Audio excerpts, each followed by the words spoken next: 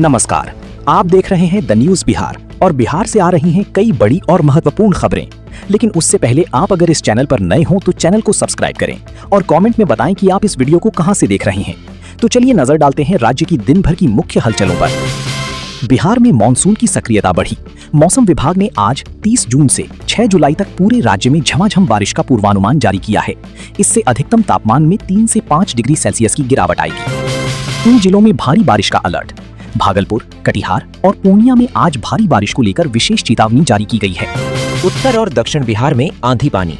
पटना समेत मुजफ्फरपुर, वैशाली, दरभंगा और समस्तीपुर में 40 से 50 किलोमीटर प्रति घंटे की रफ्तार से हवाएं चलने और वज्रपात, बिजली गिरने की आशंका जताई गई है। इन जिलों में लू का असर जारी।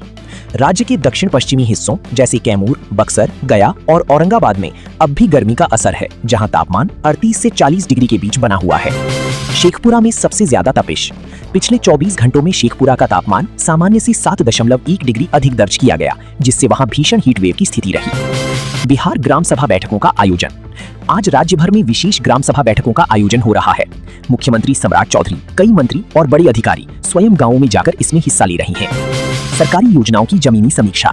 ग्राम सभा बैठकों में 15वें वित्त आयोग की राशि के खर्च, प्रधानमंत्री आवास योजना और वृद्धावस्था पेंशन की समीक्षा की जा रही है।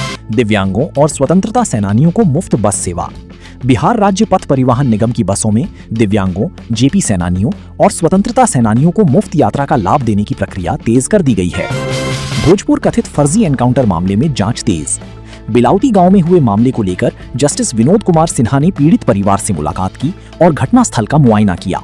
मुख्यमंत्री सम्राट चौधरी ने इस पर सख्त कार्रवाई का भरोसा दिया है। श्रावणी मेला 2026 की तैयारियां। सुल्तानगंज से देवघर तक कांवड़ियों की सुरक्षा और इलाज के लिए बिहार स्वास्थ्य विभाग ने 17 जिलों से 129 डॉक्टरों की तैनाती की है, जिनकी ड्यूटी 30 जुलाई से शुरू होगी। बिहार पुलिस ड्राइवर सिपाही भर्ती परीक्षा आज। राज्य के विभिन्न केंद्रों पर आज सिपाही भर्ती परीक्षा आयोजित की जा रही है। अकेले कैमूर की 15 केंद्रों पर 7,920 अभ्यर्थी परीक्षा दे रहे हैं। 30 जून से ऑनलाइन आवेदन शुरू। इन 65 पदों के लिए ऑनलाइन आवेदन की प्रक्रिया 30 जून से शुरू होकर 30 जुलाई तक चलेगी। इसमें सामान्य वर्ग के लिए 26 और ईबीसी के लिए 12 पद शामिल हैं। शिक्षकों की तबादले की नीति पर मंथन। शिक्षा विभाग में नियोजित शिक्षकों और नए बहाल शिक्षकों के स्थानांतरण, तबादले की नीति को लेकर गृह जिला और ऐच्छिक स्थानांतरण के नियमों पर अंतिम विचार चल रहा है। पंचायतों में नई नियुक्तियों का खाका तैयार। ग्राम पंचायतों के विकास कार्यों की निगरानी के लिए तकनीकी सहायकों और डेटा एंट्री ऑपरेटरों के खाली पदों को भरने की कवायद शुरू हो गई है। आगरा रेल मंडल ब्लॉक से बिहार के यात्री परेशान। रेलवे की मरम्मत कार्य के कारण 28 जून तक कई मेमू और एक्सप्रेस ट्रेनें रद्द या शॉर्ट टर्मिनेट की गई हैं, जिससे बिहार झारखंड के यात्रियों को परेशानी हो रही है। सड़क निर्माण कार्यों में तेजी। मानसून के पूरी तरह सक्रिय होने से पहले उत्तर बिहार को जोड़ने वाले प्रमुख राज्य राजमार्गों यानी एसएच के मरम्मत कार्य को पूरा करने का निर्देश दिया गया है। स्मार्ट प्रीपेड मीटर की शिकायतें। राज्य के कई शहरों से स्मार्ट मीटर की आ रही तकनीकी गड़बड़ियों और अचानक बैलेंस कटने की शिकायतों पर बिजली विभाग ने विशेष सेल को सक्रिय किया है। धान की रोपनी के लिए किसान तैयार। मानसून की बारिश की चेतावनी के बाद उत्तर बिहार के किसानों ने खेतों को तैयार करना और धान की बिछोड़े यानी नर्सरी की देखरेख तेज कर दी है। नदियों की जलस्तर पर नजर। जल संसाधन विभाग ने नेपाल और उत्तर बिहार में होने वाली बारिश को देखते हुए कोसी, गंडक और बागमती जैसी नदियों के जलस्तर की 24 घंटे निगरानी शुरू कर दी। अस्पतालों में डायरिया और मौसमी बीमारियों को लेकर अलर्ट। गर्मी के बाद अचानक हो रही बारिश के कारण पटना और आसपास के अस्पतालों में ओपीडी में मरीजों की संख्या बढ़ी है, जिसके लिए डॉक्टरों को दवाएं स्टॉक में रखने को कहा गया है। स्थानीय निकायों में पारदर्शिता अभियान। नगर निगमों और नगर परिषदों में वित्तीय गड़बड़ियों को रोकने के लिए डिजिटल ऑडिट की व्यवस्था को और सख्त किया जा रहा है। पटना मेट्रो के काम में तेजी। पटना की गांधी मैदान और अशोक राजपथ रूट पर मेट्रो टनलिंग का काम अंतिम चरण में पहुंच चुका है। मानसून के दौरान पानी भराव से बचने के लिए विशेष सुरक्षा इंतजाम किए गए हैं। पूर्व मध्य रेलवे की नई ट्रेनें। श्रावणी मेले में उमड़ने वाली भीड़ को देखते हुए पटना, गया और मुजफ्फरपुर से जशीढ़ी, सुल्तानगंज के लिए अगले हफ्ते से कुछ नई स्पेशल ट्रेनें चलाने की घोषणा की गई है। किशनगंज रेलखंड पर सुरक्षा बढ़ी। सिलीगुड़ी रूट को जोड़ने वाले किशनगंज रेलवे स्टेशन और आसपास के ट्रैकों की सुरक्षा को लेकर आरपीएफ ने गश्त बढ़ा दी है। मुजफ्फरपुर हाजीपुर रूट पर ट्रैफिक डायवर्जन। नेशनल हाईवे के पैच वर्क यानी सड़क मरम्मत के कारण आज इस रूट पर भारी वाहनों के प्रवेश के समय में बदलाव किया गया है। ई रिक्शा के लिए नए रूट तय। पटना और भागलपुर जैसे बड़े शहरों में जाम से मुक्ति के लिए मुख्य सड़कों पर ई रिक्शा के परिचालन को प्रतिबंधित कर उनके लिए वैकल्पिक रूट चार्ट लागू किया जा रहा है। पीएमसीएच में नए वार्डों का निरीक्षण। पटना मेडिकल कॉलेज अस्पताल यानी पीएमसीएच में बन रहे विश्व स्तरीय बेड ब्लॉक के काम का आज वरिष्ठ स्वास्थ्य अधिकारियों द्वारा जायजा लिया जा रहा है ताकि तय समय पर इसका उद्घाटन हो। बिहार के विश्वविद्यालयों में सत्र नियमित करने की कवायद।